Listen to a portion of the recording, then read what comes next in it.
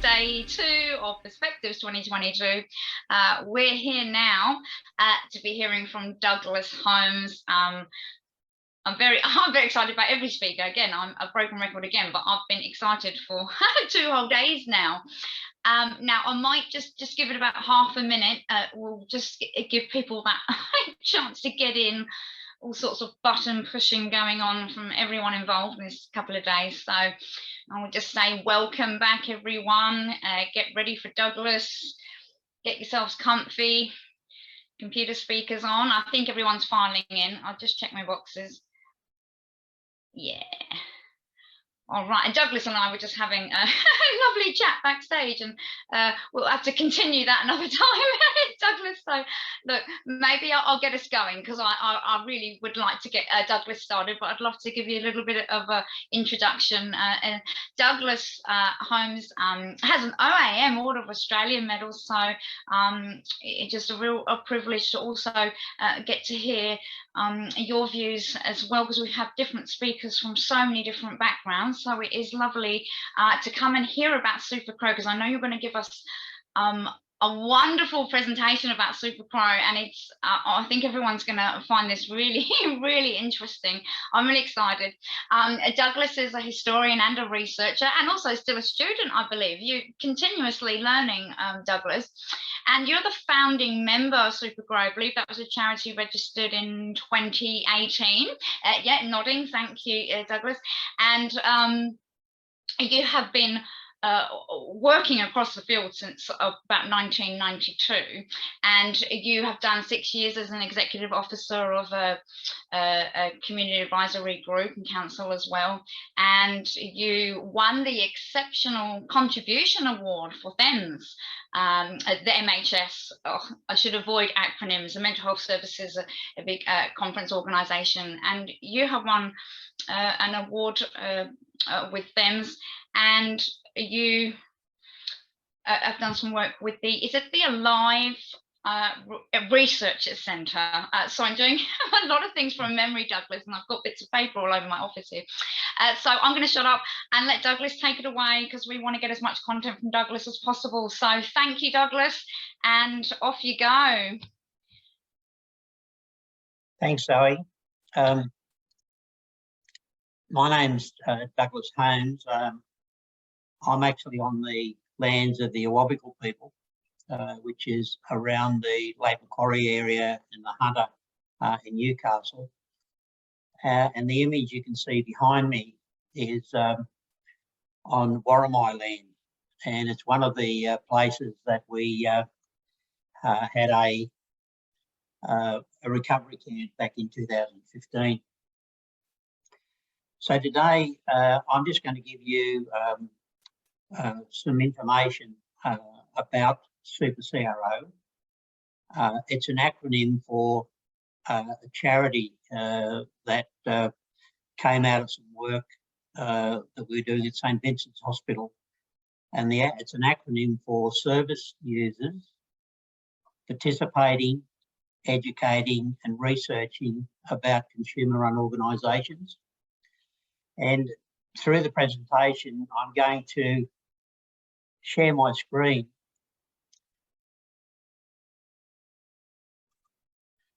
And what you can see there, that's on the ACNC's website, which is the Australian Commission on Not-for-Profit Charities. And we're a small charity, but what we've been doing is getting our ducks lined up to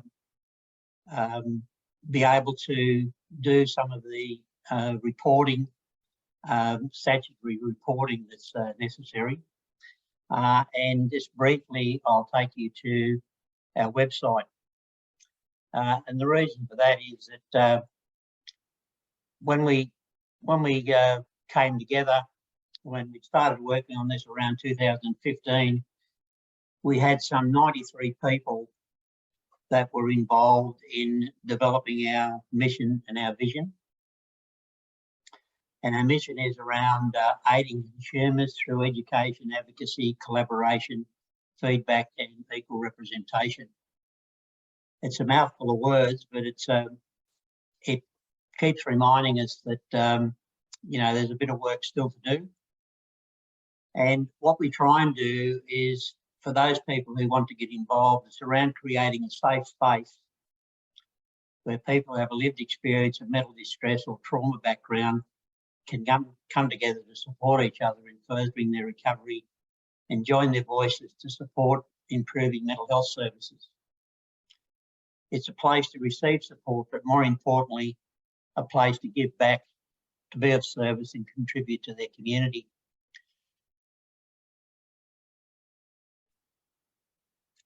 What I'll do is I'll put that website into the chat, and if you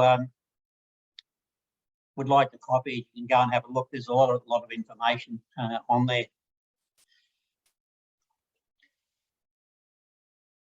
Happy to take questions as we move forward. Look, what I'd like to do is take you on a little bit of a journey of how I've actually got here today. Because what I'm understanding we're trying to do with Finding North is, through people telling their stories, hopefully that will help someone else identify with someone else and, you know, be able to share a bit of information. I was lucky in 1992. I'd been working for a company. I used to be a long distance truck driver, and I was actually working for Boral down on the south coast. And I was lucky enough to get admitted into the BAD club, the BAD club.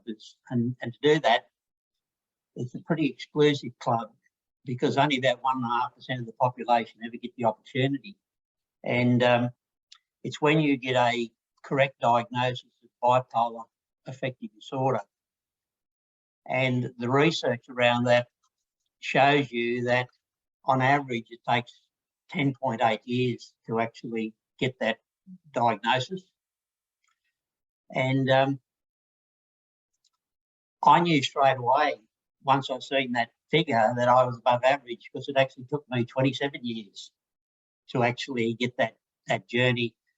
And I'd known for quite a long time that there was something not quite right, but it wasn't until I actually got that diagnosis, got some information, and I was lucky that I had a mental health worker, that a guy called Graham Garland, who walked with me in those early stages to help me adjust to having this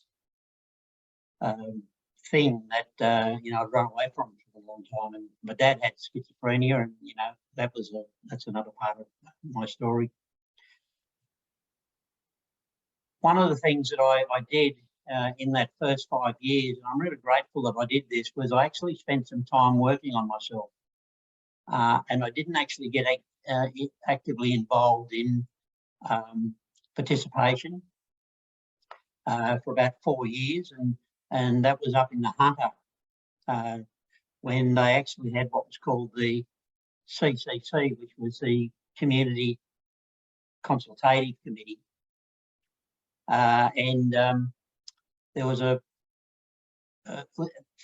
me, that was a really interesting time. And from those meetings, I actually started to develop some friendships. I used to be very much like a loner, and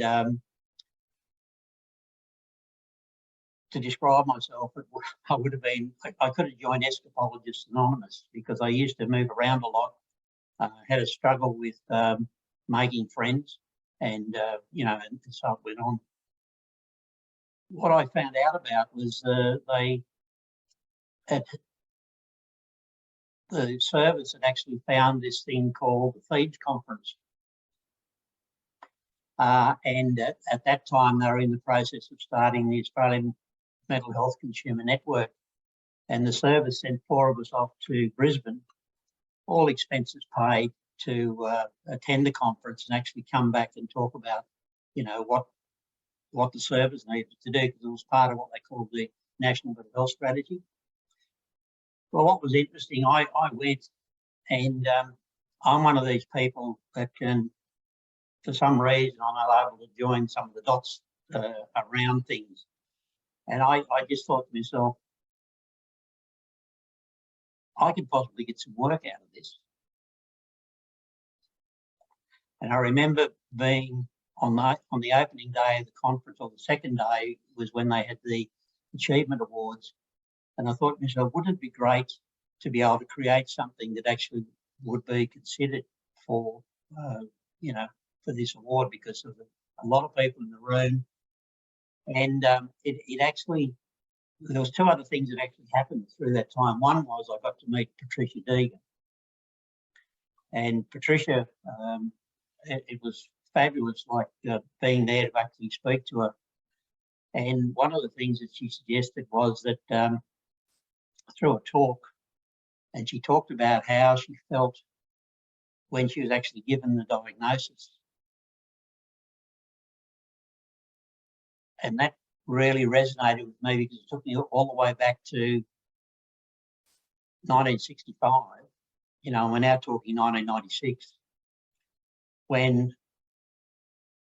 I actually got rejected for going into the Navy. And I know how much that affected me. And I thought, well, is that all I've got to work on? And there was another speaker there, Charles Rapp, who talked about the need to actually go through what he called a woodshed period. And I was fascinated, by this term that he used. And it was around, he used the example of learning to play a saxophone, and about what families would do, would put people out in the woodshed so they could practice.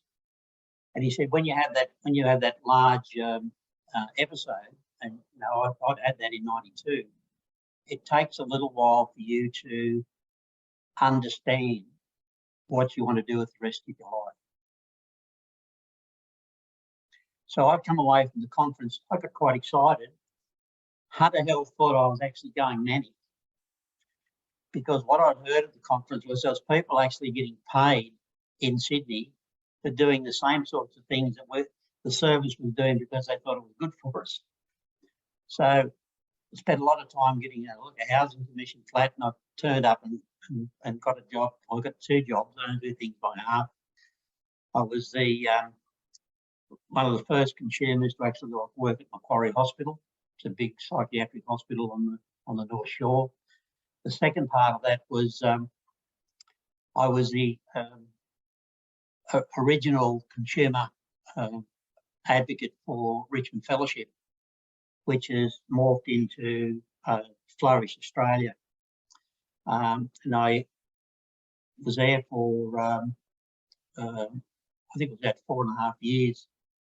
But I had a really great line manager, a woman called Elizabeth Barry, and she helped me understand the need for, I call it the HALTs, eating regularly, not getting angry, not getting tired, not getting too serious. And she actually started me on a process, because back then I was on 1,600 mils of lithium and a number of other concoctions they had me on.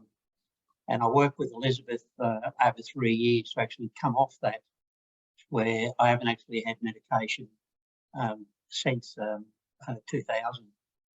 And I've been able to manage it through some of the techniques and things that we've actually got. A couple of times I've gone back into the Black Dog Institute to get what I call a tune-up. And sometimes, I've been really lucky there that I've had a psychiatrist called Phil Mitchell, who has sort of been there for some of the way on my journey. Through this time, the thing that started for me, that put me on this journey with developing an organisation, was actually, it was Janet Marr put out a book called Partnership and Pretense. There was also resource that the the Commonwealth government put together called the KIT, and it talked about the need for structure, and it talked about the need for coming together as an organisation. There's a whole lot of other stuff in there, and I started to read that and study it. And in 1999, I was supporting someone else through TAFE to do a certificate in training and assessments. And as part of that process, had to do a presentation on something that you were really passionate about. And I really struggled because I was passionate about everything. You know, I was passionate about, I followed Manly football team. There was stuff that was happening with work. There was, there's a whole raft of stuff. But through this teacher, he encouraged me to actually think about something you're really passionate about. So the thing I was really passionate about was the, consumer participation, consumer and carer participation, because that's what I'd had up in the first 10 years. And so through that, I did my presentation was around looking at what was the best structure from the research that I'd done for an organisation. And what I picked at that time was a cooperative. And we developed a thing called the Cow Cooperative. And there's 904 breeds of cows. And we were going to have some of our goals was having 904 projects, one for each cow. And we started to use those to actually brand it. But unfortunately, what we found at that time, the amount of paperwork involved in cooperatives was really just overwhelming, and we had to close that down. Around about a little bit later, I was 6 years working for New South Wales CAG as the executive officer, and that was a fabulous experience. And I can remember the day when I found what I thought was my perfect job, and that was applying for a job at St Vincents Hospital. Went through the process and was given the job, and I had to go back and tell people that I no longer wanted to have this high-powered job, because we were getting to a stage where we were going to start employing staff. I knew that was just going to bore me to death doing a lot of HR stuff. And I started at St Vincent's on the 6th of May. And I don't know whether you know much about St Vincent's Hospital, but it's one of the busiest hospitals in Australia as far as the emergency department went. And I had lots and lots of really fabulous things that happened there. But the main thing that happened was I had a lot of support from Peter McGeorge, who was the medical superintendent for the hospital. And we decided to start a group on a Wednesday afternoon that went from 1 to 4, and that mirrored when we had the clozapine clinic at the hospital. And that group went through, and when they started looking for a name, we'd done quite a bit of research, and that's how we came up with the word super. There was sugar groups and super groups and whatever, but collectively, and there was about 15 to 20 people in this group that got involved in decisions. They came up with the name Super Group. We have 5 videos where we actually got some money to talk about that process, and I'm happy to share that information with people. But part of what we did is the group would start at 1 o'clock, and the first half people would just go around and do what we call a catch up. And during that time, everybody had 2 or 3 minutes where they could actually talk about anything they wanted to talk about. And if you were there for the first time, it was an opportunity for you to say as much or as little And like we had a lot of people that used to come just get for the cup of tea and the biscuits. But one of the things that came out of that from 2010 was a lot of people in the inner city had never been outside the city limits. And what they wanted to do, and that's where that picture behind me comes. I'd actually been to this place in 1985 when I was in Narcotics Anonymous, you know, and if you don't know what Narcotics Anonymous is, it's when you actually, you're addicted to some substance. You know, I won't go down that track now, but if you, you can imagine me on speed, you know, it's a whole story in itself. It took us 2 years to convince the service that this would be an okay thing to do. Like some of the barriers was around the fact that we actually had a number of people there that were on methadone that came to the group. And it meant we actually had to reach out to the LHD so these people could actually get their methadone. And, you know, I could go on. But from that, when that camp happened, I was 69, and I already had an idea in my head around when I was going to retire. You know, and by this time I was actually working full time. I was part of 5 people that had their responsibility for oversight on the hospital, and it wasn't until I left there in November 2017 when I reduced my hours, and then in November I left. How much of an additional strain it is working at that level, and understanding some of the issues with how you actually manage. Like we used to have like a board where we'd have 35 people on that board, and you knew you could only get 3 in and 3 out. So each day they would discharge 3 people, and some of those people, when they got discharged, they'd go on to the they'd still be on the board, but they just wouldn't be in one of the 27 beds. I spoke to St Vincents Hospital about setting this charity up as part under their arm, and they just thought there'd be too many issues. So I put it on hold, and I'm a fairly impatient person, but I put it on hold until after I retired. I then went and spent 12 weeks touring around America, and that was really interesting because that was like my gap year at high school. And as a side thing,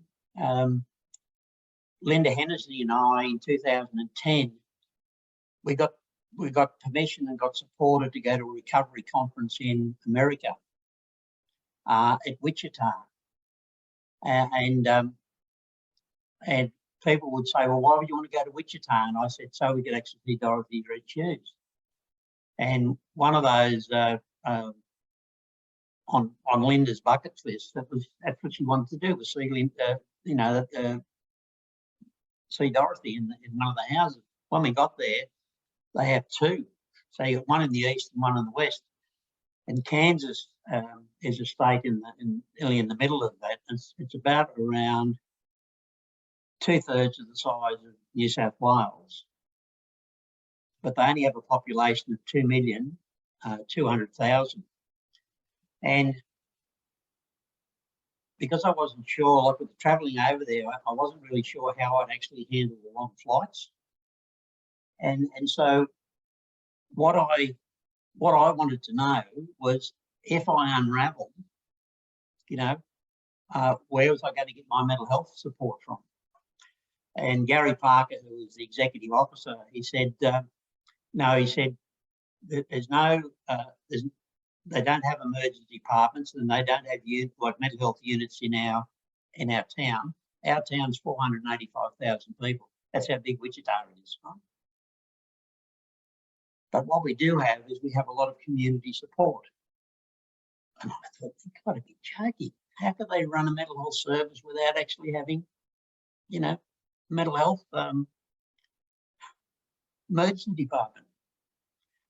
Anyhow, when I got there, I found out that they didn't, and they'd been following this model that Charles Rapp and Patricia Deegan had been working on, called recovery. And in the next 10 years, I've actually had 10 trips over there looking at that. And I was lucky enough to actually create some really long-term friends. And one of them moved to Denver, and I actually went there and went to this thing called the Pikes Peak, which is some 14,000 feet above, you know, it's at the same height as the base camp at Everest. But just coming back to Super CRO, when we started to put the paperwork in, it took 2 years of an enormous amount of work by some of those 93 people to actually get ACNC to agree that we could become what's called a non-incorporated association working towards being a charity. And so we have used the model rules. We now have a number of people that are what they call responsible persons. We have a raft of projects. We could spend the next 3 hours, and I know we're getting very close to the end of the time, just talking about some of those projects. One of them is around a forum we're having on the 6th of September called Looking Forward, Looking Back. And that came out of some stuff I found out at St Vincents. And Henry Lawson, who is one of our most famous poets and short story writers, actually spent 12 years in and out of Caritas. And I used to use that bit of information because we had a lot of young people there that were you know, like very artistic. And I used to say to them, I said, look, here's Henry. He's actually had a state funeral in 1922. So it's not, you know, it's not the end of the world. So, Phoebe, how am I going for time? You have got about 2 minutes, just about 2 minutes, Douglas. All right, well, I'm glad that we're keeping an eye on the clock. But for me, what I hope with Super CRO is that in the next 5 to 10 years, it actually becomes an entity that is there for the long haul. And I'm working with a number of people, and you can find that information out on the ACNC website to make sure that we actually, you know, that we actually do this. And I'll just finish off with back in 1998, when I'm sorry, 99, when I'd actually done that work at TAFE, consumers could not be on NGOs or boards. And for us, it took 3 years of actually like battling with Department of Fair Trading in Newcastle, in Sydney, to allow that to happen. So that's just one little battle we've had along the way. Thanks, Phoebe. I'll hand it back to you now. Wonderful. Wonderful. Thank you so much, Douglas. That was a real treat. We've heard so many people's journeys about what they've journeyed along, what they've done, what they've accomplished, what they've learned, and I've really found all the sharing today and yesterday to be wonderful. Thank you so much, Douglas. Really appreciate you coming in and sharing along with all of us.